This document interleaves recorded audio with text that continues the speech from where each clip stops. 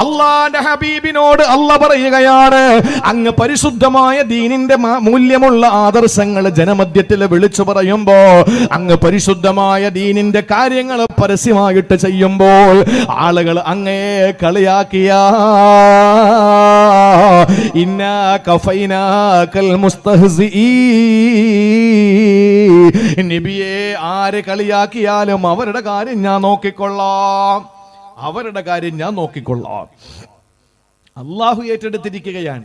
അതാണ് പറഞ്ഞത്, നിസ്കാരത്തിന്റെ വിഷയം പറയുമ്പോ, ഉളുഹിയത്തിന്റെ വിഷയം പറയുമ്പോ, പ്രായപൂർത്തിയായ പക്വതയുള്ള ഒരു പെണ്ണ് പരസ്യമായി ജനമധ്യത്തിൽ എഴുന്നേറ്റ് നിന്നുകൊണ്ട് ആ പെണ്ണിനെ ആ സ്റ്റേജിൽ കയറ്റിയിട്ട് കോമാളിത്തരങ്ങൾ കാണിക്കരുത് എന്ന് ധൈര്യമായി ഒരു പണ്ഡിതന് പറയേണ്ടി വരുമ്പോൾ, അല്ലെങ്കിൽ ഒരു ഉസ്താദിന്, അല്ലെങ്കിൽ ഒരു പ്രസ്ഥാനത്തിന് പറയേണ്ടി വരുമ്പോൾ, അല്ലെങ്കിൽ മതവിരുദ്ധമായ പ്രവർത്തനങ്ങൾ നടക്കുമ്പോൾ, അത് തെറ്റാണ് എന്ന് പറയുമ്പോൾ, അതിനെതിരെ മുറവിളി കൂട്ടുന്നവർ പൊതുവെ രണ്ട് കൂട്ടരാണ്. ഒന്ന്, അറിവില്ലാത്ത പച്ചപാവങ്ങൾ, അഅ്രിൽ അനിൽ മുശ്രിക്കീൻ, അവരെ അവഗണിച്ചേക്ക്, അവഗണിച്ചേക്ക്.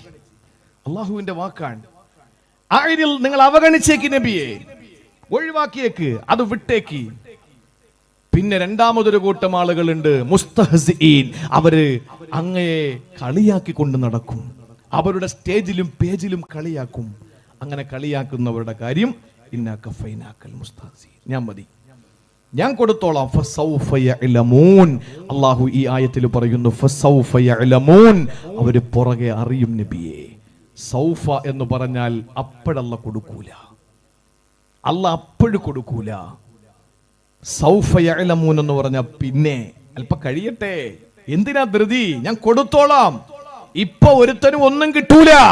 ഇവിടെ ഇസ്ലാമിനെതിരെ ആക്ഷേപിക്കുന്നവന്, എന്നെ പഠിപ്പിച്ചപ്പോൾ ഉസ്താദ് വൃട്ടഭാഗത്ത് പിച്ചി, ഇവിടെ എന്താ പറയുക, പിച്ചി എന്നല്ലേ, പിച്ചി, അതുകൊണ്ടാണ് ഞാൻ മതം വിട്ടത്, ഒരുത്തിക്ക് പറയാനുള്ളതാണ്. നിങ്ങൾ ആലോചിച്ച് നോക്ക് എന്റെ പ്രിയപ്പെട്ട സഹോദരങ്ങളെ, നമുക്ക് എന്താ പ്രശ്നം? നമ്മൾ മൂല്യമുള്ളവരാണോ? ഞാൻ ഒരു സംഘടനയോടും ചേർന്ന് നിന്നുകൊണ്ട് ഇന്ന് വരെ പ്രസംഗിച്ചിട്ടില്ല, പ്രസംഗിക്കുകയില്ല. ഞാൻ പറയുന്നത് നിങ്ങൾ നിഷ്പക്ഷമായി നിങ്ങൾ ചിന്തിക്കുക. അള്ളാഹുവിനെ വിശ്വസിച്ച് അവന് വേണ്ടി ഇബാദത്തെടുക്കുന്ന എല്ലാവരോടും സമദൂര സിദ്ധാന്തം, എല്ലാവരോടും നല്ല നിലയിൽ ഇടപെട്ടുകൊണ്ട് ഒന്നിനോടും പക്ഷം പിടിക്കാതെ, ഒരു സ്വജനപക്ഷപാതമില്ലാതെ, രാഷ്ട്രീയമുണ്ടാകാം, സംഘടനയുണ്ടാകാം, കുടുംബമുണ്ടാകാം, ഇതൊക്കെ ഉണ്ടായിക്കോട്ടെ, ഇതൊക്കെ മനുഷ്യന് വേണ്ടതല്ലേ. പക്ഷെ അതോടൊപ്പം അപ്പുറത്ത് നിൽക്കുന്ന, പ്രതിപക്ഷത്ത് നിൽക്കുന്നവനെ ബഹുമാനിക്കാനുള്ള നല്ല വിശാലമായ മനസ്സുണ്ടായിരിക്കവേ ഒരാൾ അള്ളാഹുവിന് വേണ്ടി ജീവിച്ച് പാവപ്പെട്ടവന്റെ വിശപ്പറിഞ്ഞ് മറ്റുള്ളവർക്ക് സഹായം കൊടുത്ത് കഴിയുന്ന രീതിയിൽ കാണുമ്പോൾ പുഞ്ചിരിച്ച്, സ്വർഗത്തിൽ ഉന്നതമായ പദവി, അല്ല ഏറ്റവും മുകളിലത്തെ തട്ട് കൊടുക്കുന്ന ആർക്കാ? സക്കാത്ത് കൊടുത്തോനല്ല, ഹജ്ജിന് മക്കത്ത് പോയവനല്ല, പാവങ്ങളെ സഹായിച്ചവനല്ല. സ്വർഗത്തിന്റെ മുകളിലത്തെ തട്ടല്ല കൊടുക്കുന്ന, ഏറ്റവും മുകളിലെ തട്ട് കൊടുക്കുന്ന ആരാ? ആർക്കാ? കാണുമ്പോ ഒന്ന് ചിരിക്കുന്നവൻ, എന്തെങ്കിലും പറഞ്ഞാൽ അതൊക്കെ കളയി പോട്ടെ എന്ന് പറയുന്നവൻ, സൽസ്വഭാവിക്കല്ല കൊടുക്കുകയാണ്. നമ്മളെ കൊണ്ട് കഴിയൂലേ? കാണുമ്പോ ചിരിക്കാത്തത് കൊണ്ട് അള്ളാഹു മാസ്ക് ഇറക്കിയത്. കോവിഡിന് മുമ്പ് കാണുമ്പോ ചിരിക്കൂല, ഇത് ഇപ്പം മറ്റൊരാണ്, മറ്റേ പാർട്ടിയാണ് എന്നും പറഞ്ഞ് ചിരിക്കാതെ നടന്നു. ഇപ്പൊ ചിരിക്കണമെന്ന് ആഗ്രഹമുണ്ട്, പക്ഷെ ചിരിക്കുകയാണോ കരയാണോ എന്ന് അറിയില്ല അപ്പുറത്ത് ഇരിക്കുന്നവന്. കാരണം അള്ളാഹു തആല മാസ്ക് വെച്ച്, ആവരണം വെച്ച് അള്ളാഹു മൂടിക്കളഞ്ഞു അല്ലേ? അടുത്ത് നിൽക്കി ഉസ്താദന്മാര് പള്ളിയിൽ സഫ് കെട്ടുമ്പോ എന്താ പറയുന്നത്? വസ്തഖീമു വഅ്തദിലു വസദ്ദുൽ ഖലൽ, അടുത്തടുത്ത് നിൽക്ക് എന്ന് പറഞ്ഞു. ഇപ്പൊ കഴിഞ്ഞ ഏതാനും മാസങ്ങൾക്ക് മുമ്പ് ഒരു ഇമാമികൾ എന്താ പറഞ്ഞത്? ഒരടി മാറി നിൽക്കണം, പരസ്പരം ചേർന്ന് നിൽക്കരുത്.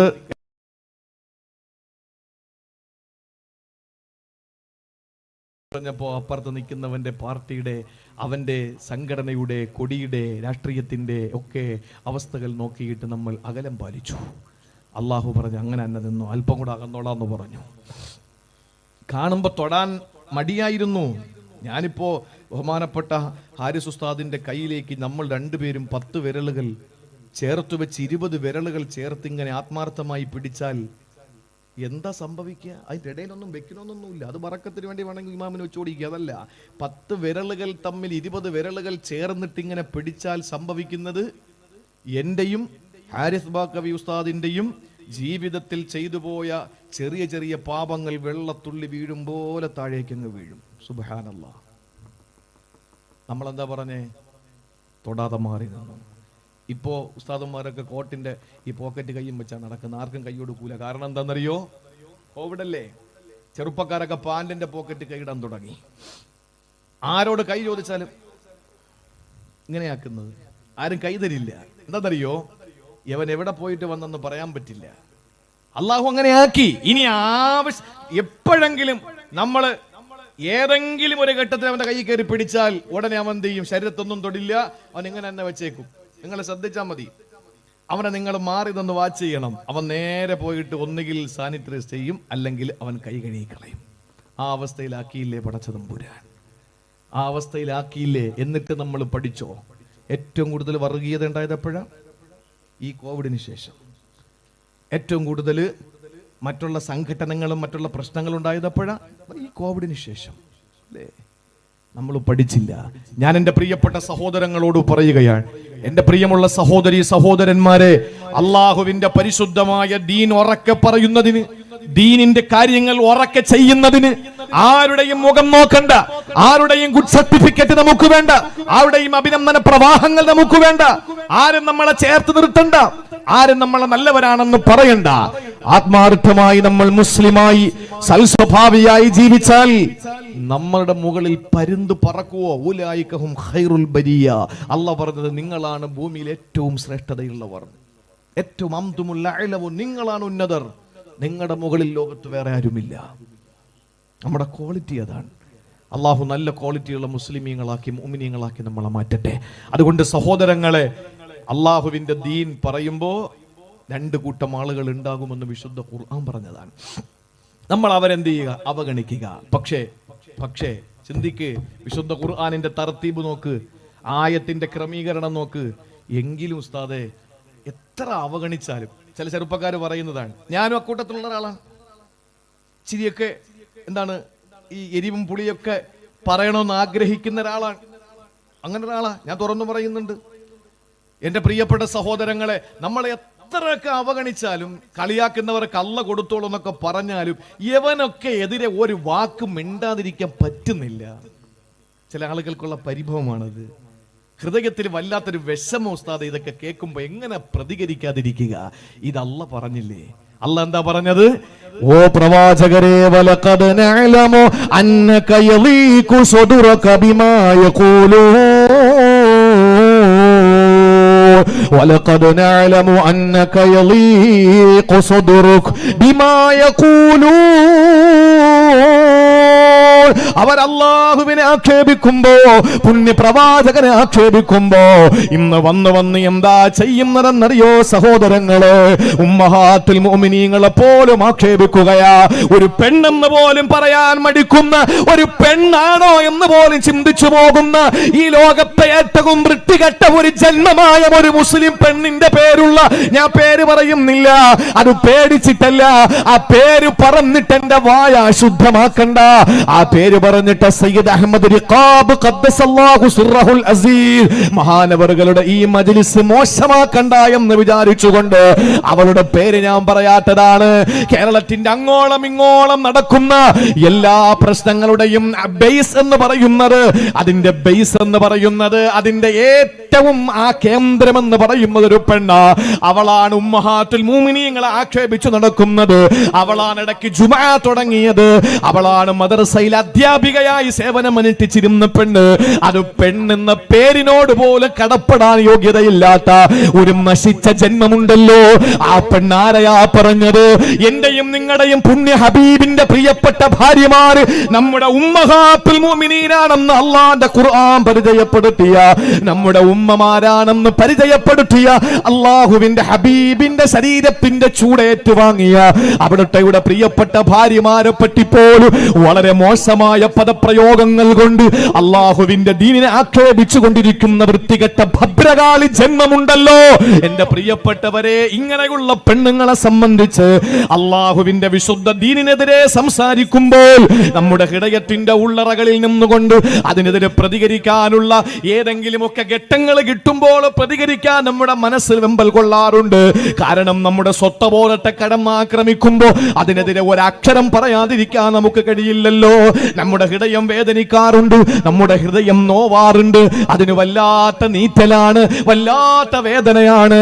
ഇത് അല്ലാഹു തന്നെ പറയുകയാണ്, വലഖദ് നഅലമു, നബിയേ നമുക്കറിയാം, അന്നക യലീഖു സദറുക്, അങ്ങയുടെ ഹൃദയത്തിൽ വല്ലാത്ത പടപ്പുണ്ടെന്ന്, ബിമാ യഖൂലൂൻ, അവരെ പറഞ്ഞതിനെ പറ്റി അങ്ങയുടെ ഹൃദയത്തിൽ വല്ലാത്ത സങ്കടമുണ്ടെന്ന് എനിക്കറിയാം നബിയേ, എനിക്കറിയാം പ്രവാചകരെ. ഇത് അല്ലാഹു പറയുകയാണ്. നമുക്ക് എങ്ങനെ സഹിക്കാൻ പറ്റും? നെതർലാൻഡിൽ ഇരുന്നു കൊണ്ട് ഒരു വൃത്തികെട്ടവൻ, നെതർലാൻഡിൽ ഇരുന്നു കൊണ്ട് അവൻ ഇങ്ങനെ ഒരു ചാനൽ പ്രവർത്തിക്കുന്ന, വലിയ ഒരു വാർത്താ ചാനൽ നിയന്ത്രിക്കുന്ന ഒരാളെ പോലെ അവന്റെ കുറെ പിന്നെ ഭക്ഷണം കഴിക്കുന്ന ആളുകളെ കൊണ്ടിരുത്തിയിട്ട് കുറെ ചോദ്യങ്ങൾ ചോദിക്കുക. എന്നിട്ട് അവനിങ്ങനെ മറുപടി പറയാ ഇസ്ലാമിനെ പറ്റി. യവൻ ആരടാ ഇസ്ലാമിനെ പറ്റി മറുപടി പറയാൻ? യവൻ ആരാണ്?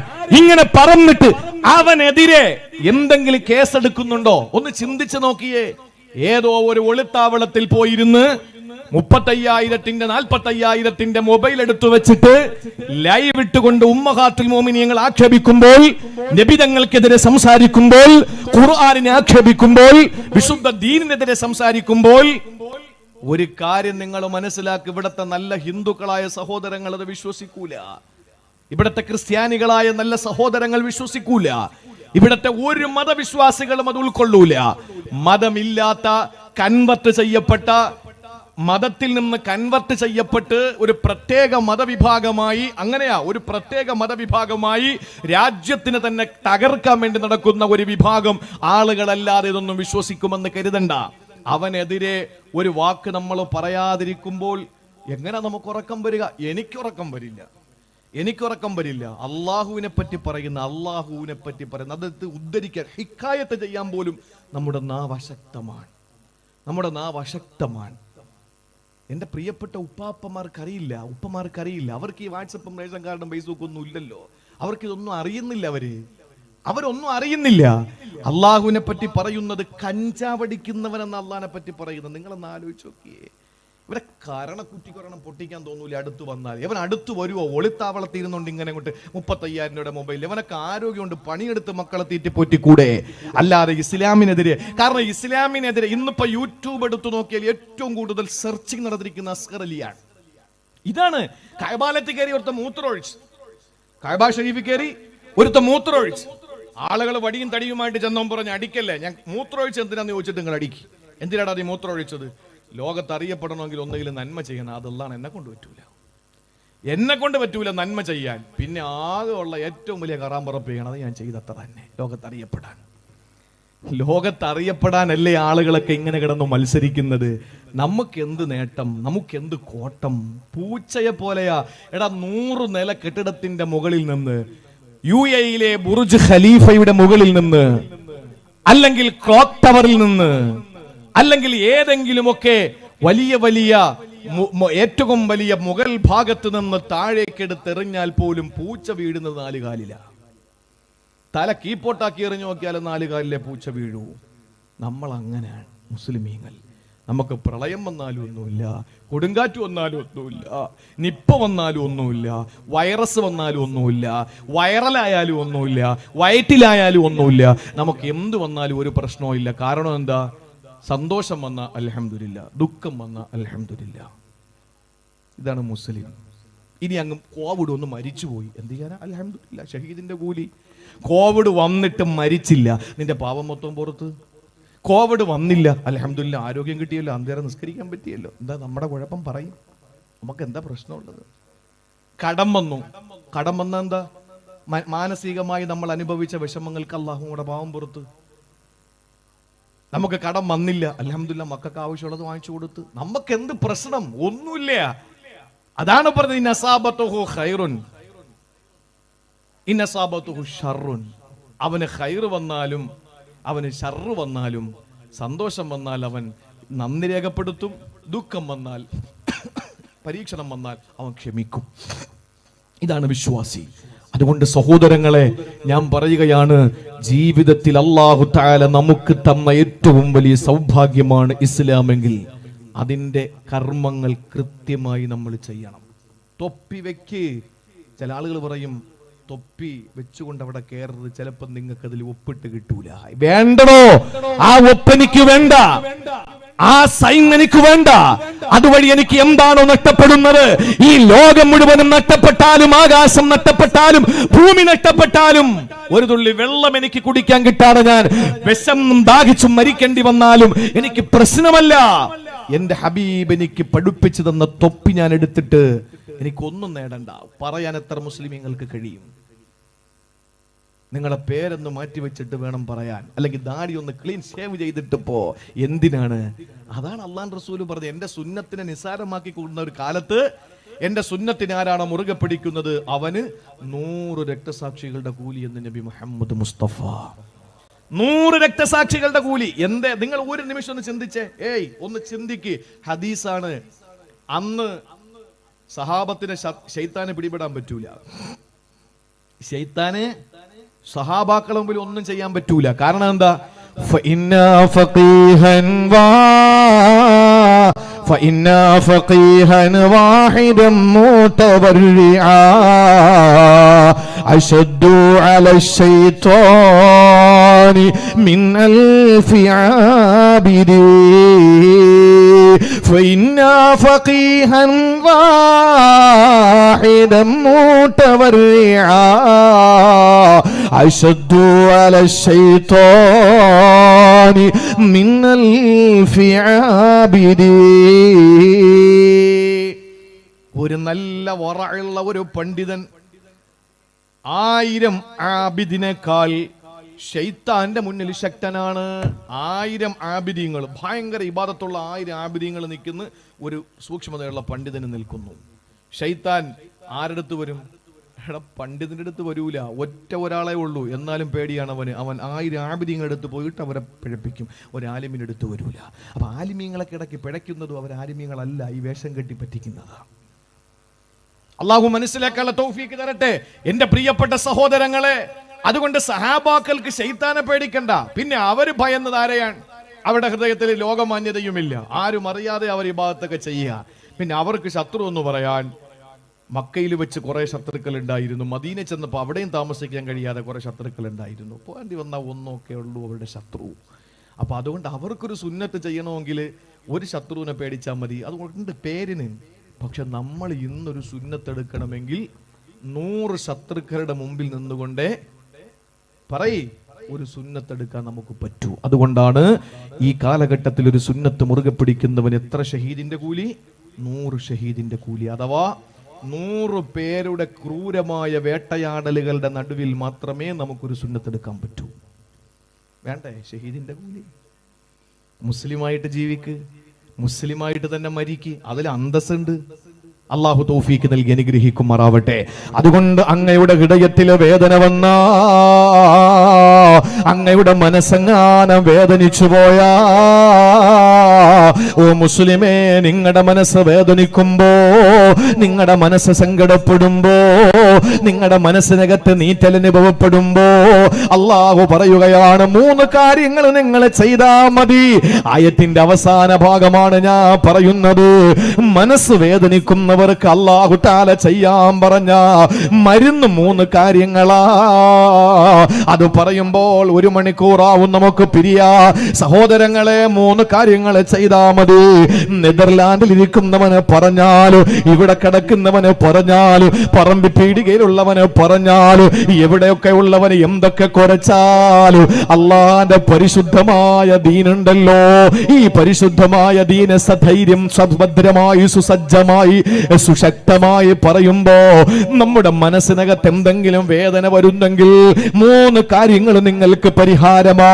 3 കാര്യങ്ങൾ നിങ്ങൾ ചെയ്താൽ നിങ്ങൾക്കതിന് പരിഹാരം കാണാൻ പറ്റൂ. ഇത് അല്ലാഹുവിന്റെ വിശുദ്ധ കലാമാ. സൂറത്തുൽ ഹിജ്റിന്റെ അവസാന ഭാഗമാ. എന്താ 3 കാര്യങ്ങൾ എന്നറിയോ? ഒന്നാമതായിട്ട് അല്ലാഹു പറയുകയാണ്, ഫസബ്ബിഹ് ബിഹംദി റബ്ബിക് വകും മിനസ് സാജിദീൻ വഅബ്ദു റബ്ബക ഹത്താ യഅതിയകൽ യഖീൻ. അല്ലാഹു ഒന്നാമതായി പറയുന്നു ഫസബ്ബിഹ് ബിഹംദി റബ്ബിക്, രണ്ട് വകും മിനസ് സാജിദീൻ, മൂന്ന് വഅബ്ദു റബ്ബക ഹത്താ യഅതിയകൽ യഖീൻ.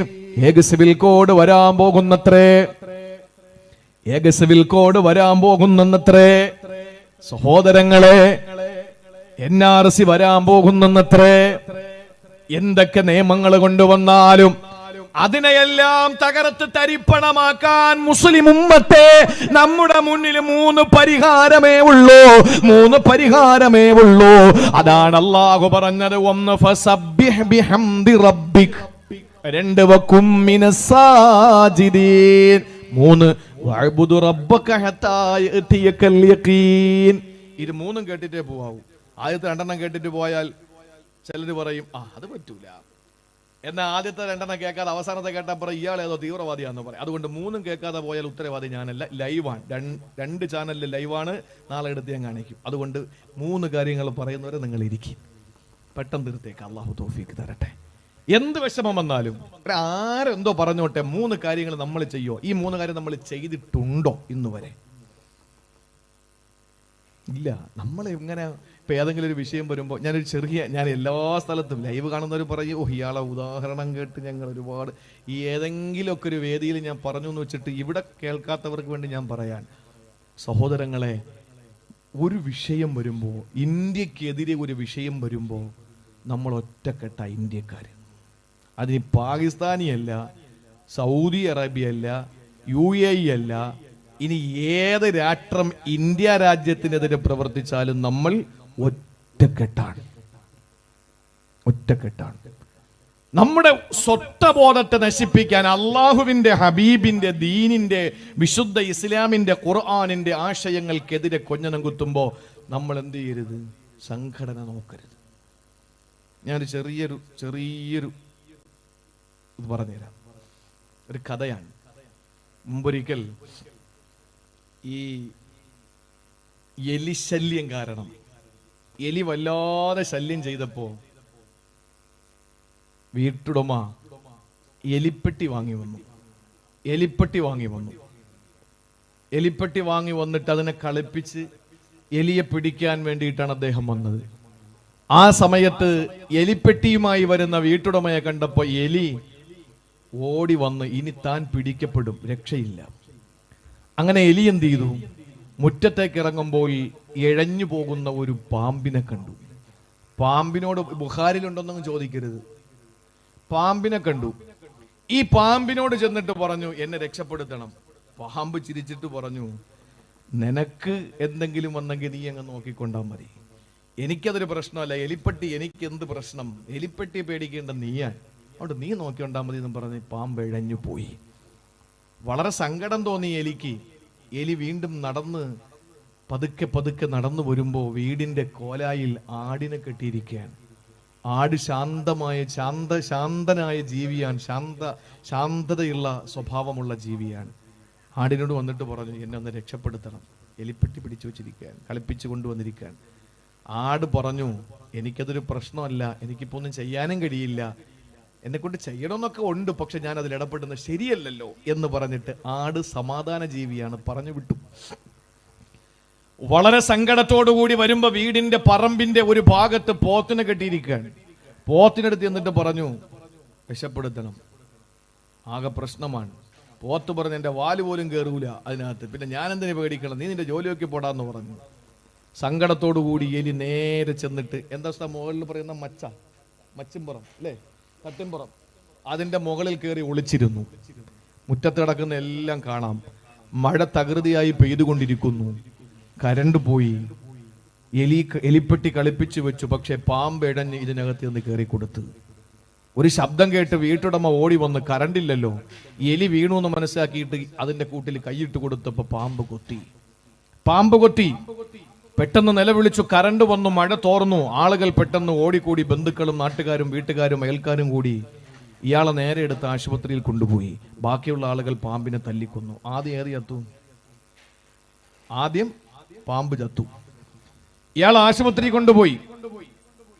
അവിടത്തെ വൈദ്യൻ പറഞ്ഞു ഇതിന് നല്ല വിഷം കയറിയിട്ടുണ്ട്, അതുകൊണ്ട് ഇതിനൊരൊറ്റ മരുന്നേ ഉള്ളൂ, അജമാംസ രസായനം കൊടുക്കണം, ആട്ടിൻ സൂപ്പ് കൊടുക്കണം, എങ്കിലേ ഇതിന്റെ വിഷം ഇറങ്ങും. അങ്ങനെ വീട്ടിൽ തന്നെ ആടുണ്ടല്ലോ, നീ ഇപ്പം എന്ത് ചെയ്യാനാ, പെട്ടെന്ന് കണ്ടിക്കാൻ മോദിനെ ഏർപ്പാടാക്കി, അതിനെ കശാപ്പ് ചെയ്തു. രണ്ടാമത് ആടും തീർന്നു.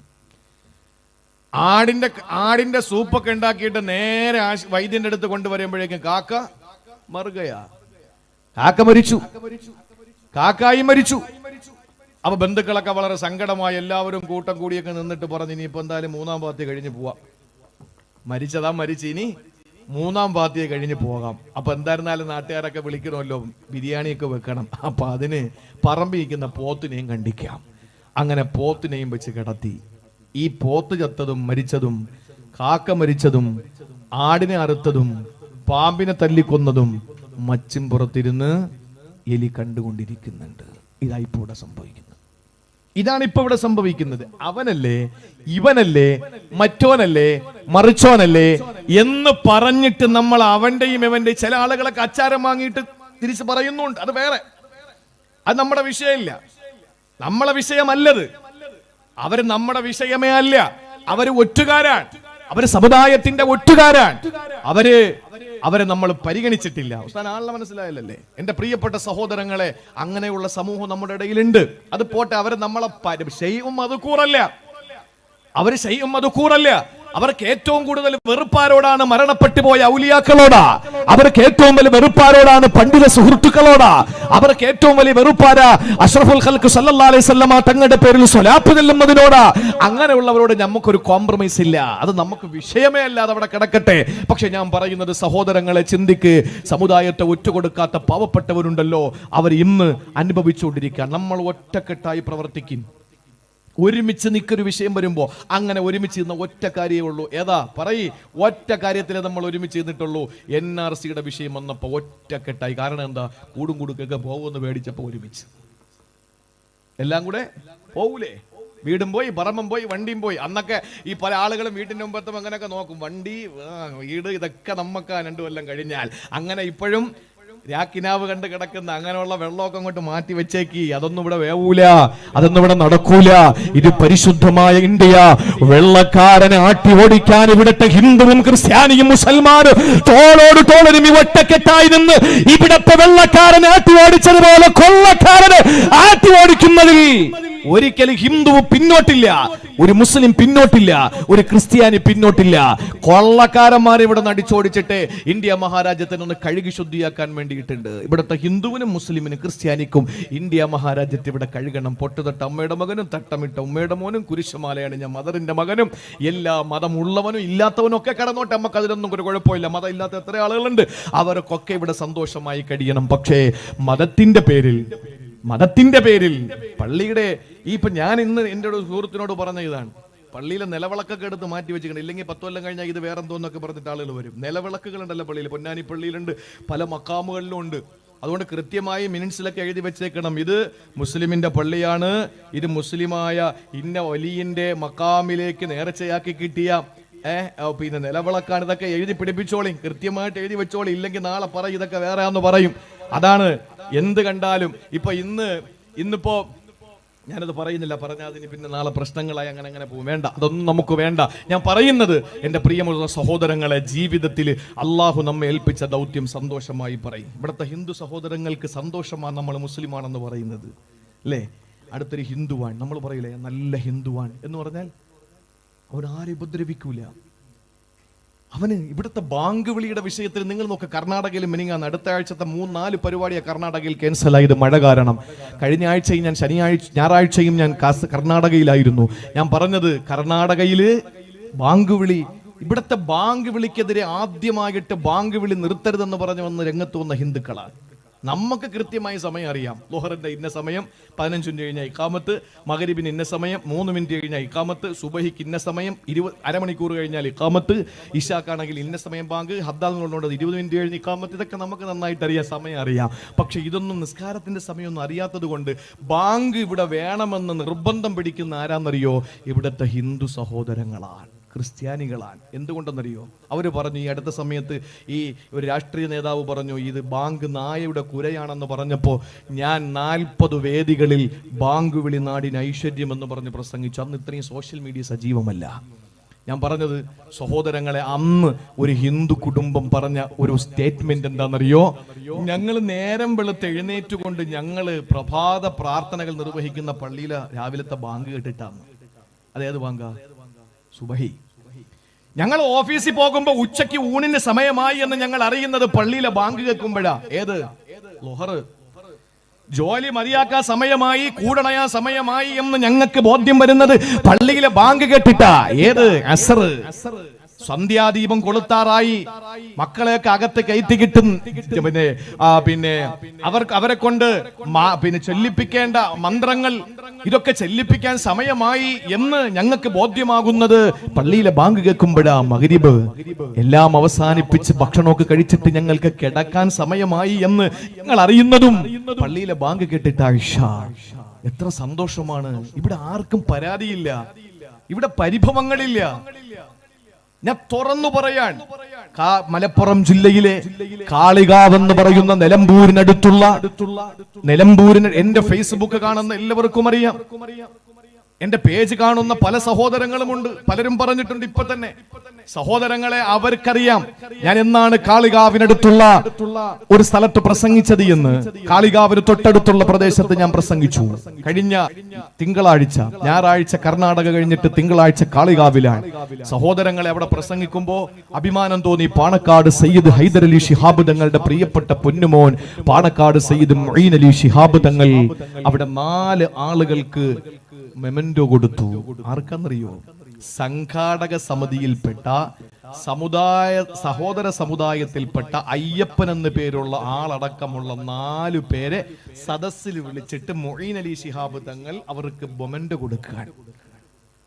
അവര് ഫ്ലക്സ് വെക്കാൻ പോയി, കസേര പറക്കാൻ പോയി. മഴ പെയ്തപ്പോ കസേര തുടച്ചിട്ടു. മഴ പെയ്തപ്പോ അവര് സ്റ്റേജ് കെട്ടാൻ നിന്നു. അവര് വോളണ്ടിയർമാരായിട്ട് വണ്ടി നിയന്ത്രിച്ചു. എന്തിന്? നിസ്കരിക്കണേ, നോമ്പ് പിടിക്കണേ, സക്കാത്ത് കൊടുക്കണേ, ഹജ്ജ് ചെയ്യണേ എന്ന് പ്രസംഗിക്കുന്ന മതപ്രസംഗത്തിന്റെ വേദിക്ക് വേണ്ടിയിട്ട് സംഘാടകരാണ്. അതിന്റെ പിറ്റേന്ന് ബുധനാഴ്ച, ഇന്ന് വേഴം, ഇന്നലെ ഞാൻ കല്ലറ, മിനിങ്ങാന്ന് ചൊവ്വാഴ്ച പ്രസംഗിച്ചത് പാലക്കാട് ജില്ലയിലെ നെന്മാറക്കടുത്തുള്ള മുതലമട എന്ന് പറയുന്ന നെണ്ടൻകിഴ എന്ന സ്ഥലത്താണ്. അവിടെ 7 പെൺകുട്ടികളുടെ നിക്കാഹായിരുന്നു ഇന്നലെ പകല്. മിനിങ്ങാന്ന ഞാൻ പ്രസംഗിച്ചത്. സഹോദരങ്ങളെ, 6 മുസ്ലിം പെൺകുട്ടികളും ഒരു ഹിന്ദു പെൺകുട്ടിയും. ഇവിടെ എന്താ പ്രശ്നമുള്ളത്? നിങ്ങൾക്കറിയാലോ, മക്കാമിൽ എല്ലാവരും വരൂലേ? ഇവിടെ ആർക്കാ പരസ്പരം? ആർക്കുമില്ല. ഇതിങ്ങനെ കാടടച്ച് വെടിവെക്കുകയാണ്. എന്നിട്ട് ആരൊക്കെ പ്രശ്നം ഉണ്ടാക്കി എന്ന് പറഞ്ഞിട്ട് ഇത് ഇങ്ങനെ പ്രശ്നം ഉണ്ടാക്കിയിട്ട് നമ്മളെ തമ്മി തല്ലിക്കുക. ഇപ്പോഴും ഒരാളെ കണ്ടാൽ നമുക്ക് സംശയം പിന്നെ കാണുന്ന അവസ്ഥയിലേക്ക് ജനങ്ങൾ എത്തിക്കുകയാണ്. ഇതൊക്കെ മാറണം. അതുകൊണ്ട് സഹോദരങ്ങളെ, നമ്മുടെ സങ്കടങ്ങളും വിഷമങ്ങളും എന്തുണ്ടായിരുന്നാലും 3 കാര്യങ്ങൾ നമ്മൾ ചെയ്യുവോ എന്നാൽ നമ്മുടെ എല്ലാ പ്രശ്നങ്ങൾക്കും പരിഹാരമാണ്. 1, അല്ലാഹു പറയുകയാണ്, ഫസബ്ബിഹ് ബിഹംദി റബ്ബിക, ഫസബ്ബിഹ് ബിഹംദി റബ്ബിക, അല്ലാഹുവിനെ നീ പ്രകീർത്തിച്ചുകൊണ്ടേയിരിക്കുക. ഏത് പരീക്ഷണം വന്നാലും പതറരുത്. ഉറക്കെ നീ പറയണേ, സുബ്ഹാനല്ലാഹ്, അൽഹംദുലില്ലാഹ്, അല്ലാഹു അക്ബർ, ലാ ഇലാഹ ഇല്ലല്ലാഹ്. സഹോദരങ്ങളെ, ഉറക്കെ പറഞ്ഞോ. ഈ പറയുന്ന ദിക്ർ നമ്മുടെ ജീവിതത്തിലെ ഏറ്റവും നല്ല ദിക്റാക്കി മാറ്റിക്കോ. അള്ളാഹുവിന്റെ പരിശുദ്ധമായ അർശ് ചുമക്കാൻ അള്ളാഹുവിന്റെ മാലാഖമാർക്ക് കഴിയാതെ വന്നപ്പോൾ, ആ മാലാഖമാർക്ക് അർശ് ചുമക്കാൻ കഴിയാതെ വന്നപ്പോൾ അള്ളാഹു പറഞ്ഞു, ഓ മലായിക്കത്തുകളെ, അർശിനെ ചുമക്കാൻ നിങ്ങൾക്ക് ഭാരമില്ലാതിരിക്കാൻ ഞാനൊരു കാര്യം പറഞ്ഞു തരാൻ നിങ്ങൾ ചൊല്ലുവോ? മലായിക്കത്തുകൾ പറഞ്ഞു, ചൊല്ലാ. അവരോട് അള്ളാഹു പറഞ്ഞു, ഖൂലൂ സുബ്ഹാനല്ലാഹ്, നിങ്ങൾ സുബ്ഹാനല്ലാഹ് ചൊല്ലണേ. പിന്നെ പിന്നെ മലായിക്കത്തുകൾ ഇത് തന്നെയാ എപ്പോഴും ചൊല്ലിയത് സുബ്ഹാനല്ലാഹ് സുബ്ഹാനല്ലാഹ് സുബ്ഹാനല്ലാഹ് സുബ്ഹാനല്ലാഹ്. അവർക്ക് ഇതല്ലാതെ വേറെ ഒന്നുമില്ല. അങ്ങനെ വന്ന് ആദം നബി അലൈഹിസ്സലാമിനെ സൃഷ്ടിക്കുമ്പോ ആദം നബി അലൈഹിസ്സലാം ആദം തുമ്മുകയാ. ആദം നബി അലൈഹിസ്സലാം തുമ്മിയപ്പോ അല്ലാഹ് പറഞ്ഞു ഖുലിൽ ഹംദുലില്ലാഹ്, അൽഹംദുലില്ലാഹ് പറ ആദമേ, അല്ലാഹുവിനെ സ്തുതിക്കണം ആദമേ. ആ സമയത്ത് ആദം നബി അലൈഹിസ്സലാം അൽഹംദുലില്ലാഹ് പറഞ്ഞു. ഇത് മലായിക്കത്തുകൾ കേട്ടു. പിന്നെ അവർ ആ അൽഹംദുലില്ലാഹ് കൂടി സുബ്ഹാനല്ലാഹിൽ ചേർത്ത് വെച്ചു. അവരെപ്പോഴും പറയാൻ തുടങ്ങി സുബ്ഹാനല്ലാഹി വൽഹംദുലില്ലാഹ്. ഇതല്ലാതെ മറ്റൊന്നുമില്ല. അങ്ങനെ വന്ന് ശൈഖുൽ അംബിയാ നൂഹ് നബി അലൈഹിസ്സലാമിനെ അല്ലാഹ് പടച്ചപ്പോ 950 വർഷക്കാലം ദഅവത്ത് നടത്തിയപ്പോൾ നൂഹ് നബി അലൈഹിസ്സലാമിന്റെ കാലം മുതലാണ് വിഗ്രഹാരാധന ആരംഭിച്ചത്. അവിടെ മുതലാണ് മനുഷ്യബുദ്ധിയെ പരസ്യമായിട്ട് അവഹേളിക്കുന്ന ശിലാവിഗ്രഹങ്ങളുടെ പൂജ തുടങ്ങിയത്. ആ സമയത്ത് അവരോട് അല്ലാഹുവിന്റെ തീർമാനം അറിയിച്ചു. നൂഹ് നബിയെ പറയൂല ഇലാഹ ഇല്ലല്ലാഹ്, ആരാധനക്കർഹൻ അല്ലാഹുവല്ലാതെ മറ്റൊരു ഇലാഹില്ലെന്ന് ധീരമായി പറ. ഇത് മലായിക്കത്തുകൾ കേട്ടു. അവർ ഇതും കൂടി അതിനോടൊപ്പം ചേർത്തു. പിന്നെ അവരെപ്പോഴും ചൊല്ലാൻ തുടങ്ങി സുബ്ഹാനല്ലാഹി വൽഹംദുലില്ലാഹി വലാ ഇലാഹ ഇല്ലല്ലാഹ്. അങ്ങനെ വന്ന് കാലം കഴിഞ്ഞു. മനുഷ്യനാഗരികതയുടെ പ്രപിതാമകൻ സയ്യിദുനാ ഖലീലുല്ലാഹി ഇബ്രാഹിം അലൈഹിസ്സലാത്തു വസ്സലാം തന്റെ പൊന്നുമോനെ അറുക്കാൻ ബിനാ താഴ്വരയിലും മലത്തിക്കടത്തിയിട്ട് കഴുത്തിലേക്ക് കത്തിവെച്ചപ്പോ അല്ലാഹു ഒരു ആടിനെ പകരം കൊടുത്തിട്ടും മതി ഇബ്രാഹിം, നീ വിജയിച്ചു ഇബ്രാഹിം എന്ന് പറഞ്ഞപ്പോ ഇബ്രാഹിം നബി അലൈഹിസ്സലാമിനെ അല്ലാഹ് തോന്നിപ്പിച്ചു കൊടുത്തു. ഇബ്രാഹിം നബി ഉറക്കെ വിളിച്ചല്ലാഹു അക്ബർ. ഇത് മലായിക്കത്തുകൾ കേട്ടു. അന്ന് ഇതും കൂടി അവരെ ചേർത്ത് പറഞ്ഞു. എന്ത്? സുബ്ഹാനല്ലാഹി വൽഹംദുലില്ലാഹി വലാ ഇലാഹ ഇല്ലല്ലാഹു അല്ലാഹു അക്ബർ. ഇത് വെറും കഥയല്ല. റൂഹുൽ അമീൻ മലക്ക് ജിബ്രീൽ അലൈഹിസ്സലാത്തു വസ്സലാം ഹബീബിന്റെ ചാരത്തെ കടന്നു വന്നിട്ട് ജിബ്രീൽ അലൈഹിസ്സലാം നബി തങ്ങളോട് പറഞ്ഞു കൊടുത്ത കാര്യമാ. ഇത് കേട്ടപ്പോ നബി തങ്ങൾ അറിയാതെ പറഞ്ഞതെന്തെന്നറിയോ? ഈ ദിക്റുകളുടെ വഴി കേട്ടപ്പോൾ അല്ലാഹുവിന്റെ റസൂൽ അവിടെ ഇരുന്ന് പറഞ്ഞു ലാ ഹൗല വലാ ഖുവത ഇല്ലാ ബില്ലാഹിൽ അലിയിൽ അലീം. ഇത് കേട്ട ജിബ്രീൽ പറഞ്ഞു നബിയേ, അങ്ങക്കും അങ്ങയുടെ സമുദായത്തിനും ഇതങ്ങ് ചേർത്ത് പറഞ്ഞൂടെ. അതുകൊണ്ട് ഏറ്റവും മൂല്യവത്തായ അർത്ഥവത്തായ ദിക്റാണ് പെരുന്നാൾ നമസ്കാരത്തിന്റെ ഓരോ തക്ബീറിന്റെ ഇടയിലും നമ്മൾ ചൊല്ലുന്നു. തസ്ബീഹ് നമസ്കാരത്തിൽ 300 പ്രാവശ്യം നമ്മൾ ചൊല്ലുന്നു. സുബ്ഹാനല്ലാഹി വൽഹംദുലില്ലാഹി വലാ ഇലാഹ ഇല്ലല്ലാഹു വല്ലാഹു അക്ബർ വലാ ഹൗല വലാ ഖുവത ഇല്ലാ ബില്ലാഹിൽ അലിയിൽ അലീം. സഹോദരങ്ങളെ, ധീരമായി പറഞ്ഞു, ആവേശത്തോടെ പറഞ്ഞു. ഫസബ്ബിഹ് ബിഹംദി റബ്ബിക്. ഇവിടെ എന്ത് തകർന്നാലും, നമ്മുടെ ഏറെ സ്ഥാനമാനങ്ങൾ നഷ്ടപ്പെട്ടാലും, എന്തുദ്യോഗം നഷ്ടപ്പെട്ടാലും, ഇവിടെ തകർച്ചകൾ വന്നാലും, ആകാശം പൊട്ടിപ്പിളർന്നാലും, ഭൂമി കുട്ടിപ്പൊളിക്കപ്പെട്ടാലും, സാഗരങ്ങൾ കരയിലേക്ക് ഇരച്ചു കയറിയാലും, എന്തു വന്നാലും, കൊടുങ്കാറ്റടിച്ചു വീശിയാലും, ഫസബ്ബിഹ് ബിഹംദി റബ്ബിക്. അല്ലാഹുവിന് വേണ്ടി നിങ്ങൾ പ്രകീർത്തനങ്ങൾ നടത്തിക്കോ. അല്ലാഹുവിന് വേണ്ടി നിങ്ങൾ തസ്ബീഹുകൾ ചൊല്ലിക്കോ. എപ്പോഴാണ്? പട്ടാപ്പകല് മാത്രമല്ല. അല്ലാഹു പറയുകയാണ് ഫസ്ബിർ, നബിയേ അങ്ങ് ക്ഷമിക്കണം. അലാമായ ഖൂലൂ, അങ്ങ് ആരാണെന്ന് എല്ലാവർക്കും അറിയാം. പക്ഷെ ഒരു വിഭാഗം ആളുകളെ തെറ്റിദ്ധരിപ്പിച്ചുകൊണ്ട് അങ്ങയെ പറ്റിയിട്ട് മാരണക്കാരനെന്ന് പറയുന്നുണ്ട്, ഭ്രാന്തനെന്ന് പറയുന്നുണ്ട്, കൊള്ളക്കാരനെന്ന് പറയുന്നുണ്ട്. ഇതൊക്കെ പറയുമ്പോ നബിയേ, അവര് പറയുന്നത് കേട്ടിട്ട് സങ്കടപ്പെടല്ലേ, ക്ഷമിക്കണം നബിയേ. എന്നിട്ട് വസബ്ബിഹ് ബിഹംദി റബ്ബിക, അങ്ങ് അല്ലാഹുവിന് വേണ്ടി തസ്ബീഹുകൾ ചൊല്ലണം. എപ്പോഴെന്നറിയോ? ഖബ്ല തുലൂഇ ശംസി. ഈ സമയം നിങ്ങൾ പ്രത്യേകം നോട്ട് ചെയ്തു വെക്കണേ. ഖബ്ല തുലൂഇ ശംസി, ശംസി, ഇത് വിശുദ്ധ ഖുർആനാണ്. ഖബ്ല തുലൂഇ ശംസി, അല്ലാഹ് പറയുന്നു സൂര്യോദയത്തിന് മുമ്പ്. ഖബ്ല തുലൂഇ ശംസി, സൂര്യോദയത്തിന് മുമ്പ്, സൂര്യൻ ഉദിക്കുന്നതിന് മുമ്പെന്ന് പറഞ്ഞാൽ സുബഹി നിസ്കാരത്തിന് ശേഷമെന്ന. എന്റെ പ്രിയപ്പെട്ട സഹോദരങ്ങളെ, സമയം മറക്കല്ലേ. ഒന്ന്. രണ്ടാമതല്ല പറയുന്നു ഖബ്ല ഗുറൂബിഹാ, സൂര്യൻ അസ്തമിക്കുന്നതിന് മുമ്പ് അഥവാ അസറിന് ശേഷമെന്ന.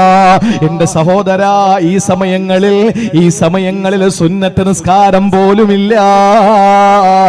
അസറിന് ശേഷവും സുബഹിക്ക് ശേഷവും സുന്നത്ത് നിസ്കാരമില്ല. എന്തുകൊണ്ടെന്നറിയോ?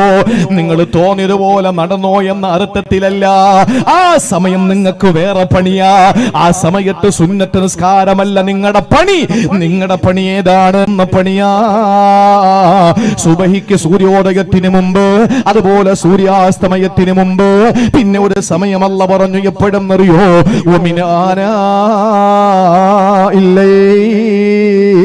പാതിരാത്രിയുടെ നിശബ്ദതയുടെ നിഗൂഢതയുണ്ടല്ലോ. ജനങ്ങളെ കിടന്നുറങ്ങുമ്പോ നിശയുടെ നിശബ്ദതയില്, ഇരുളിന്റെ ചുരുളില്, പാതിരാത്രിയുടെ ഉള്ളില് നിങ്ങൾ അല്ലാഹുവിന് വേണ്ടി തസ്ബീഹ് ചൊല്ലണേ. അള്ളാന്റെ വിശുദ്ധ ഖുർആനാ സഹോദരങ്ങളെ. അതുകൊണ്ട് വളരെ കൃത്യമായി അള്ളാനെ പ്രകീർത്തിക്കേണ്ട സമയം പോലും അല്ലാഹ് നമ്മളെ പഠിപ്പിച്ചിരിക്കുകയാ. അതുകൊണ്ട് സഹോദരാ, അള്ളാന് വേണ്ടി തസ്ബീഹിലായി നമ്മൾ അള്ളാഹുവിനെ പ്രകീർത്തിച്ചുകൊണ്ട് മുന്നേറുക. ഒന്നാമതായി നമ്മൾ ചെയ്യേണ്ട കാര്യം അതാണ്. ഇനി രണ്ടാമതായി അല്ലാഹ് പറഞ്ഞതെന്തെന്നറിയോ? ഒന്നാമതായി അള്ളാഹുവിന് വേണ്ടി നമ്മൾ തസ്ബീഹ് ചൊല്ലും. എപ്പോഴാ? സുബഹിക്ക് ശേഷം. ഇപ്പോ സൂര്യോദയത്തിന് മുമ്പ്. പിന്നെപ്പോഴാ? അസ്റിന് ശേഷം അഥവാ സൂര്യാസ്തമയത്തിന് മുമ്പ്. അള്ളാഹു എത്ര കൃത്യമാക്കി നമുക്ക് പഠിപ്പിച്ചു. രാത്രി കിടന്നുറങ്ങാതെ നീ എഴുന്നേറ്റിരുന്ന അള്ളാഹുവിനെ പ്രകീർത്തിക്ക്. സുബ്ഹാനല്ലാഹ്, നീ എത്ര പരിശുദ്ധനാണ്, നീ എത്ര പരിശുദ്ധനാണ് എന്ന് നിങ്ങൾ പറയും. ഒന്നാമതായി അള്ളാഹു നമ്മെ പഠിപ്പിച്ച കാര്യമാണ്. എല്ലാം ഉരുകിപ്പോകും. നമ്മളൊരു വലിയ ബോംബ് വെക്കാൻ ഇസ്ലാം പഠിപ്പിച്ചില്ല. ആ ബോംബിനേക്കാൾ വീര്യമുള്ള ഒരു കാര്യമുണ്ട്. എന്തെന്നറിയോ? ഒരു തുള്ളി കണ്ണുനീരിന് സർവ്വതിനെയും നിർവീര്യമാക്കാൻ, സർവ്വതിനെയും നശിപ്പിച്ചു കളയാൻ സംഹാരശേഷിയുള്ള ഒന്നാണ്. പാതിരാത്രി നമ്മൾ എഴുന്നേറ്റ് നിസ്കരിച്ചിട്ട് നമസ്കാരപ്പായിൽ നിന്നുകൊണ്ട് അള്ളാഹുവിന്റെ മുന്നിൽ കൈനീട്ടിട്ട് കരയുമ്പോൾ നമ്മുടെ കവിൾത്തടത്തിലൂടെ ഇറ്റുവീഴുന്ന ഒരു തുള്ളി കണ്ണുനീർ, ഒറ്റ തുള്ളി കണ്ണുനീർ, അത് മതി ഒരു സാമ്രാജ്യം മുഴുവനും നശിക്കാൻ. അത് മതി. ഇവനെയൊക്കെ അള്ളാഹു പാഠം പഠിപ്പിക്കും. ഇവനെയൊക്കെ അള്ളാഹ് പാഠം പഠിപ്പിക്കും. പാവപ്പെട്ട നമ്മുടെ സഹോദരങ്ങളെ ക്രൂരമായിട്ട് കണ്ടില്ലേ? ഇസ്രയേലിലെ പട്ടാളം ചെയ്യുന്നത് കണ്ടില്ലേ? ഫലസ്തീനിലെ പാവപ്പെട്ട പൊന്നു സഹോദരങ്ങളെ കൈകെട്ടിയിട്ട്, പിന്നിൽ കൈകെട്ടിയിട്ട്, ഒരു വലിയ കുഴിയെടുത്തിട്ട് കുഴിയുടെ മുമ്പിൽ ചെന്ന് നിർത്തിയിട്ട് കണ്ണ് കെട്ടിയിട്ട് ചവിട്ടി കുഴിയിലേക്കിട്ട്, ആ കുഴിയിലേക്ക് ചെന്ന് വീഴുമ്പോൾ ആദ്യം വീഴുന്നവർക്ക് ശേഷം വീഴുന്നവർ, ആദ്യം വീഴുന്നവരുടെ തലയിലേക്കും മുതുകത്തേക്കും നെഞ്ചത്തേക്കും വീഴുമ്പോൾ വെടിവെച്ചിട്ട് ആഹ്ലാദിക്കുന്ന ആളുകളുണ്ടല്ലോ. എവരൊക്കെ അനുഭവിക്കാതെ മരിക്കുമെന്ന് നിങ്ങൾക്ക് തോന്നുന്നുണ്ടോ? അള്ളാഹു ഇപ്പൊ അങ്ങോട്ട് അഴിച്ചു വിട്ടിരിക്കുക. അള്ളാഹ് പിടിച്ചു കെട്ടും. ഇത് ചൂണ്ടയിടലാ. ഇത് ചൂണ്ടയിടലാണ്. ചൂണ്ടക്കാരൻ ഈ പാലത്തിന്റെ മുകളിൽ കയറി നിന്നുകൊണ്ട് ചൂണ്ടയിടുന്ന ഒരുത്തൻ എങ്ങനെയാ ചൂണ്ടയിടുന്നത്? ചൂണ്ട അങ്ങോട്ട് ഇട്ടിട്ട് മീൻ കൊത്തും മുമ്പ് തന്നെ ചുറ്റി പിടിക്കില്ല. മീൻ കൊത്തിയാലും പിടിക്കില്ല. മീൻ കൊത്തിയാൽ ഈ നൂല് അങ്ങോട്ട് ഇട്ട് കൊടുക്കും. കൊത്തിക്കോ, നന്നായിട്ട് കൊത്തിക്കോ, നീ നന്നായിട്ട് ഇതിൽ പിടിച്ചെന്ന് ബോധ്യം വരുമ്പോ ഒരൊറ്റ പിടിഞ്ഞ് പിടിക്കും. ഇല്ലേ? വള്ളക്കാരൻ അങ്ങനെയല്ലേ? ചൂണ്ടക്കാരൻ അങ്ങനെയല്ലേ ചെയ്യുന്നത്? ഇതാണ് തഫ്സീറുകളിൽ എന്താണ് ഉസ്താദ്? ഇസ്തിദ്റാജ് അല്ലേ? ചൂണ്ടയിട്ട് പിടി. ഇസ്തിദ്റാജ് എന്നാണ് ഇതിന് പറയുന്നത്. ചൂണ്ടയിട്ട് പിടി. പകയന്മാരെ പടച്ചോൻ പന പോലെ വളർത്തും. അല്ല ഇങ്ങനെ അങ്ങോട്ട് വളർത്തിക്കൊണ്ടു പോകും. ഞാനിത് പറയുന്നത് നമ്മുടെ ഹിന്ദു സഹോദരങ്ങളെ പറ്റിയിട്ടല്ല, ഒരിക്കലുമല്ല, ഒരിക്കലുമല്ല. ഞാൻ പറഞ്ഞല്ലോ, അവര് നമ്മുടെ ഭാഗമാണ്. അവര് നമ്മുടെ ഭാഗമാണ്. ഇന്നും ഈ സമുദായത്തിലെ പാവപ്പെട്ട മുസ്ലിം സഹോദരങ്ങളോടുള്ള അടങ്ങാത്ത സ്നേഹം കാണിക്കുന്ന എത്രയെത്ര കുടുംബങ്ങളുണ്ടെന്നറിയോ? നമ്മുടെ പ്രവർത്തനങ്ങൾ നമ്മൾ നല്ലതാക്കണം. അള്ളാഹു നമുക്ക് ബാക്കിയുള്ള എല്ലാ ആളുകളുടെ സ്നേഹമോടെ ഹൃദയത്തിൽ നമ്മളോട് താല്പര്യം തോന്നിപ്പിക്കും. അള്ളാഹു തൗഫീഖ് തരട്ടെ. അതുകൊണ്ട് മുസ്ലിം ആവണം. അതുകൊണ്ട് റബ്ബിനെ പ്രകീർത്തിക്കുക. ഒന്ന്, ഞാൻ ചുരുക്കി പറയാൻ. രണ്ട്, അള്ളാഹു പറഞ്ഞു വക്കും മിനസാജിദീൻ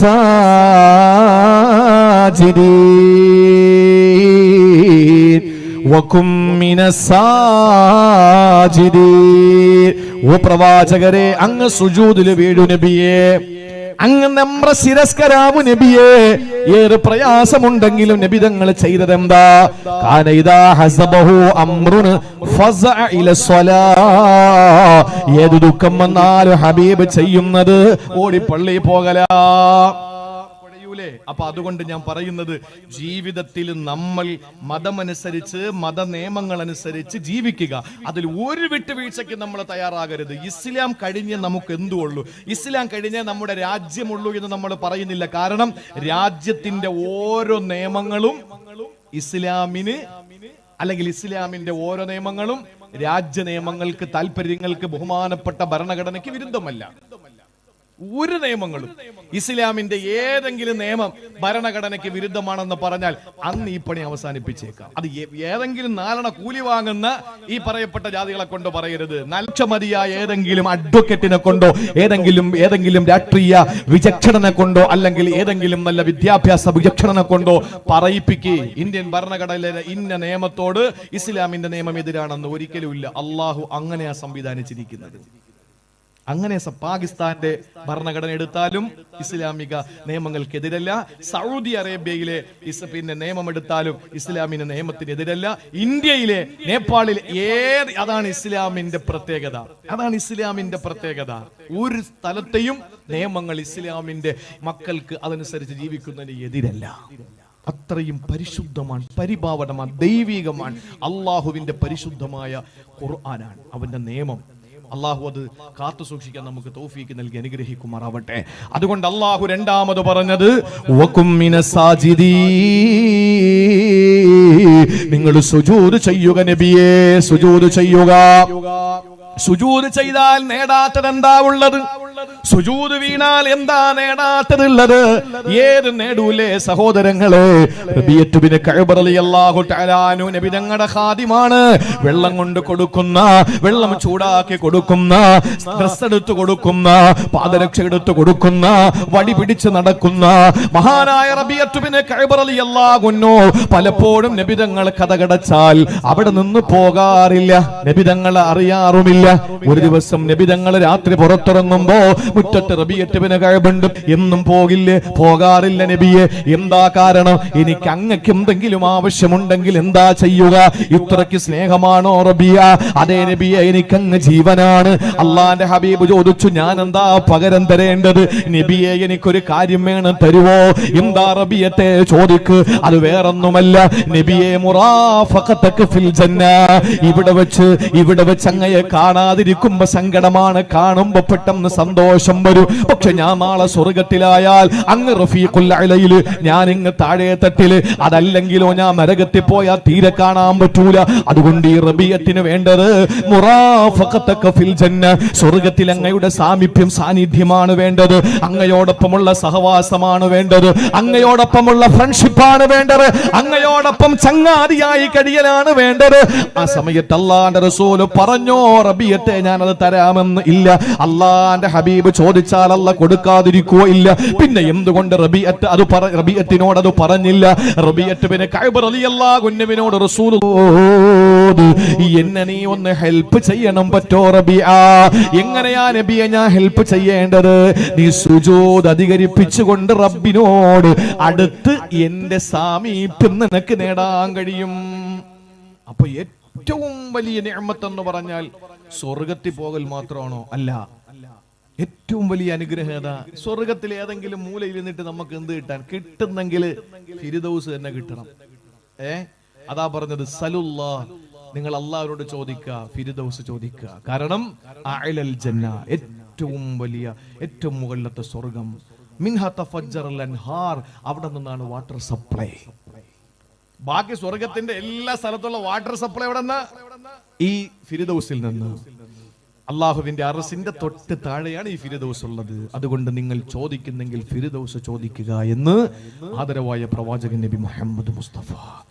അപ്പൊ അവിടെ നമ്മൾ പോവുക എന്ന് മാത്രമല്ല, എന്റെ ഹബീബിനെ, എന്റെ മുത്തിന്റെ, എന്റെ നായകന്റെ, എന്റെ കണ്ണിന്റെ കൃഷ്ണമണി, എന്റെ ഹൃദയത്തിന്റെ തുടിപ്പിന്റെ അടുത്ത് എനിക്കൊന്ന് ചേർന്ന് നിൽക്കാൻ പറ്റുക എന്ന് പറയുന്ന ഏറ്റവും വലിയ ആ മുറാഫഖത്ത്, ആ നബിതങ്ങളോടുള്ള ഏറ്റവും വലിയ റഫീഖുൽ അഅലയിലേക്ക് അല്ലാഹുവിന്റെ ഹബീബ് പോയപ്പോൾ, ആ റഫീഖുൽ അഅലയിലേക്ക് എന്റെ ഹബീബ് പോകുമ്പോ അതിന്റെ തൊട്ടടുപ്പ് റഫീഖുൽ അഅലയുടെ തൊട്ട് താഴെയുള്ള മുറാഫഖത്ത് അതെനിക്ക് കിട്ടണമെങ്കിൽ എന്ത് വേണം? സുജൂദ് വേണം. അതുകൊണ്ട് വകും മിന സാജിദീൻ, ലോക ഏറ്റവും വലിയ നിഅമത്ത് നിനക്ക് കിട്ടണമെങ്കിൽ സുജൂദ് ചെയ്താൽ ഇങ്ങ് താഴെ തട്ടിലുള്ള ഈ കൊച്ചു കൊച്ചു കാര്യങ്ങൾക്ക് സുജൂദ് കൊണ്ട് പരിഹാരാവൂലേ?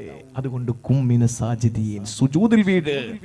എന്നിട്ട് പൊട്ടിക്കരഞ്ഞ റബ്ബിനോട് പറ, കള്ളുകുടിയനെ കാണുമ്പോ, കള്ളുകുടിയനെ കാണുമ്പോ, പലിശക്കാരനെ കാണുമ്പോൾ, കള്ളക്കടത്തുകാരനെ, കൊള്ളക്കാരനെ, പിടിച്ചുപറിക്കാരനെ കാണുമ്പോ ഉടനെ എന്ത് വേണം? സുജൂദ് ചെയ്യണം. ശുക്രിന്റെ സുജൂദ്. അവൻ കാണത്തക്ക നിലയിൽ സുജൂദ് ചെയ്യണമെന്നാണ് ഫിഖ്ഹിന്റെ നിയമം. എന്നിട്ട് ഫിഖ്ഹിന്റെ നിയമത്തിൽ ഒന്നുകൂടി പറഞ്ഞു ഫുഖഹാക്കൾ എന്താണെന്നറിയോ? ചില പാവം നിന്നെ അതോടി ചവിട്ടി താഴ്ത്താൻ സാധ്യതയുണ്ട്. അങ്ങനെ ഇടങ്ങേറെ ഭയക്കുന്നെങ്കിൽ നീ അവൻ കാണാതെയെങ്കിലും ഒന്ന് സുജൂദ് ചെയ്യണം. എന്തെന്നറിയോ? റബ്ബേ, യവനെ പോലെ കള്ളൂടിയനായില്ലല്ലോ, യവനെ പോലെ പലിശക്കാരനായില്ലല്ലോ, യവനെ പോലെ കൊള്ളക്കാരനായില്ലല്ലോ എന്ന ശുക്രിന്റെ സുജൂദ് ചെയ്യണം. ക്യാൻസർ രോഗിയെ, ശരീരമാസകലം ബുദ്ധിമുട്ടനുഭവിക്കുന്ന ഒരു രോഗിയെ കാണുമ്പോൾ നീ സുജൂദ് ചെയ്യണം. പക്ഷേ അവൻ കാണരുതത്. കാരണം അവന് സങ്കടം തോന്നും. ആദ്യം ചെയ്തത് അവനെ കാണിച്ചുകൊണ്ട് ചെയ്യാൻ പറഞ്ഞത് അവന് മനംമാറ്റം വരാനാ. കാരണം എന്നെ കാണുമ്പോ വിശ്വാസികൾ സുജൂദ് ചെയ്യുന്നു, അപ്പൊ ഞാൻ അത്രയും നികൃഷ്ടനാണോ? അതുകൊണ്ട് അവന് മാറ്റം വരും. രോഗിയെ കാണുമ്പോ നീ സുജൂദ് ചെയ്, അതവൻ കാണാതെ ചെയ്. അവന് സങ്കടം വരാതിരിക്കാൻ അള്ളാഹു നിന്നെ അന്ധനാക്കിയില്ലല്ലോ. മെനിങ്ങാന്ന് ഞാൻ പറഞ്ഞ സ്ഥലത്ത് ഞാൻ പ്രസംഗത്തിന് പോകുമ്പോ 8 വയസ്സുള്ള ഒരു മോളെ കൊണ്ടുവന്ന് എന്റെ കയ്യിൽ തന്നിട്ട്, ആ പിതാവ് അവിടുത്തെ മഹല്ല് പ്രസിഡന്റ് കൂടിയാണ്.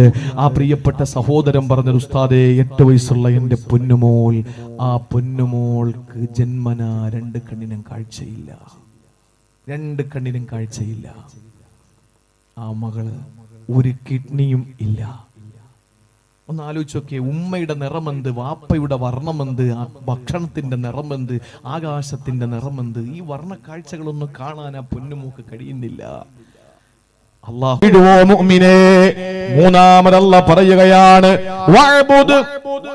ശ്രദ്ധിച്ചോ, മൂന്നാമത് വളരെ ശ്രദ്ധയോടെ കേൾക്കണം. അല്ല പറഞ്ഞു, നിങ്ങൾ ആദ്യം അല്ലാഹനെ പ്രകീർത്തിക്കണം. രണ്ടാമത് പറഞ്ഞു, നിങ്ങൾ സുജൂദിൽ വീഴണം. മൂന്നാമത് അല്ല പറയുന്നു, വഅ്ബുദു റബ്ബക ഹത്താ യഅതിയകൽ യഖീൻ. നിങ്ങൾക്ക് യഖീൻ വരുന്നതുവരെ നിങ്ങൾ അല്ലാഹുവിന് ഇബാദത്ത് എടുക്കണം. ഈ വരികളൊന്ന് ശ്രദ്ധയോടെ എന്നെ കേൾക്കണേ. വഅ്ബുദു, നീ ഇബാദത്ത് എടുക്ക, റബ്ബക, നിന്റെ നാഥനെ, ഹത്താ യഅതിയകൽ യഖീൻ, ഉറപ്പ് നിന്റെ അടുത്ത് വരുന്നത് വരെ. ഉറപ്പേതെന്നറിയോ? ഹിയൽ മൗത്ത്, അത് മരണമാണ്. നീ മരിക്കുന്നത് വരെ അല്ലാഹുവിന് ഇബാദത്ത് എടുക്കണം.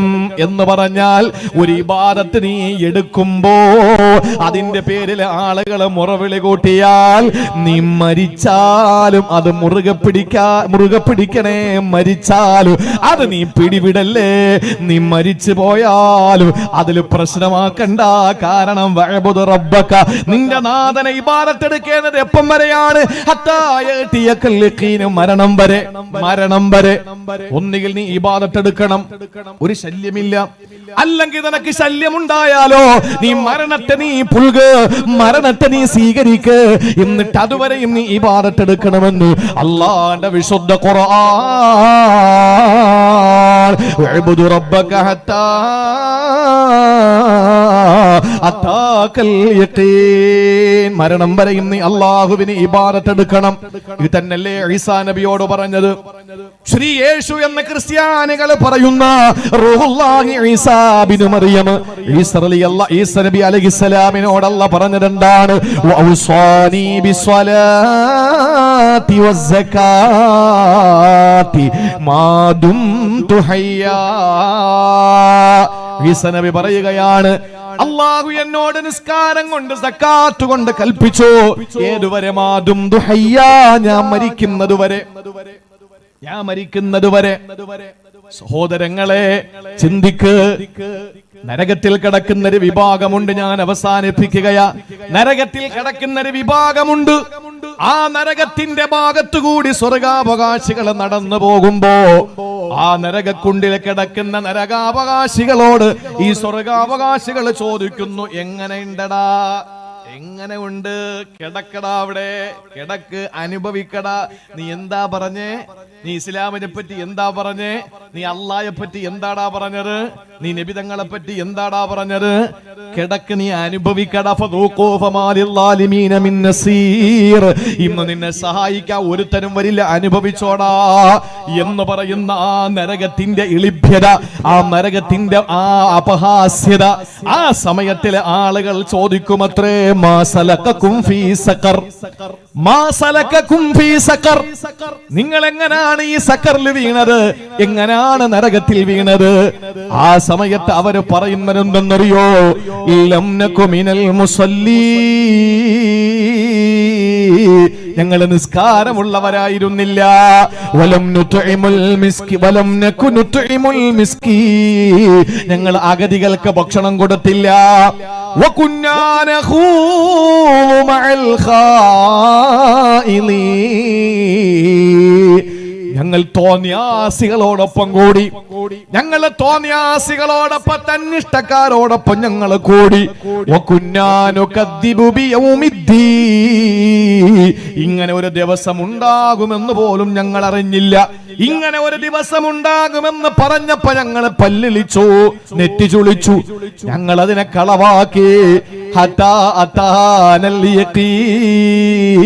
ഇടയ്ക്ക് മാറണമെന്ന ചിന്ത വന്നില്ല. മരിക്കുന്നത് വരെയും ഞങ്ങളുടെ ജോലി തന്നെയായിരുന്നു. നിസ്കാരമില്ല, പാവങ്ങളെ സഹായിക്കില്ല, തോന്നിയാസത്തോടെ ജീവിച്ചു. ഇങ്ങനെ ഒരു ദിവസത്തെ പറ്റി പറഞ്ഞപ്പോ ആക്ഷേപിച്ചു. സഹോദരങ്ങളെ ചിന്തിക്ക്, 4 കാര്യങ്ങളാ ഇതിൽ പറഞ്ഞത്. ഒന്ന്, അല്ലാഹുമായിട്ടുള്ള കാര്യങ്ങളാണ്. ലം നകു മിനൽ മുസല്ലീൻ, പടച്ചവനുമായി ബന്ധപ്പെട്ട വിഷയങ്ങൾ. രണ്ടാമത് പറഞ്ഞത് വലം നകു നുത്ഇമുൽ മിസ്കീൻ, മനുഷ്യരുമായി ബന്ധപ്പെട്ട കാര്യങ്ങൾ. 3, വകുന്നാ നഖൂലു മഅൽ ഖായിലീൻ, മൂന്നാമത്തത് തോന്നിയാസത്തോടുകൂടിയുള്ള ജീവിതം, തന്നിഷ്ടത്തോടുകൂടിയുള്ള ജീവിതം. ഒരു രേഖയുണ്ട്, ഒരു മാതൃകയുണ്ട്, ഒരു സംസ്കാരമുണ്ട്. ഇതൊന്നും ചിന്തിക്കാതെ തോന്നിയാസത്തോടെ ജീവിച്ചു. 4 പറഞ്ഞതെന്താണ്? ആഖിറത്തെ പറ്റി ഒരു ബോധവും ഉണ്ടായില്ല. ഈ 4 തിന്മകൾ നമുക്ക് ഉണ്ടായാൽ നമ്മൾ മരിക്കുന്നത് വരെ ഇതേ നിലപാടിൽ തന്നെയാണെങ്കിൽ, ഇതേ സംസ്കാരത്തിൽ തന്നെയാണെങ്കിൽ, സഹോദരങ്ങളെ, സക്കറന്ന കത്തിയാളുന്ന നരകത്തിൽ അവന് വീഴുമെന്ന് അള്ളാന്റെ പരിശുദ്ധ ഖുർആൻ. അതുകൊണ്ട് സഹോദരാ, അള്ളാഹു നമ്മളോട് പറഞ്ഞ 3 കാര്യങ്ങൾ ഏതാണ്? ഫസബ്ബിഹ് ബിഹംദി റബ്ബിക് വകും മിനസ് സാജിദീൻ വഅബ്ദു റബ്ബക ഹത്താ അതാകൽ യഖീൻ.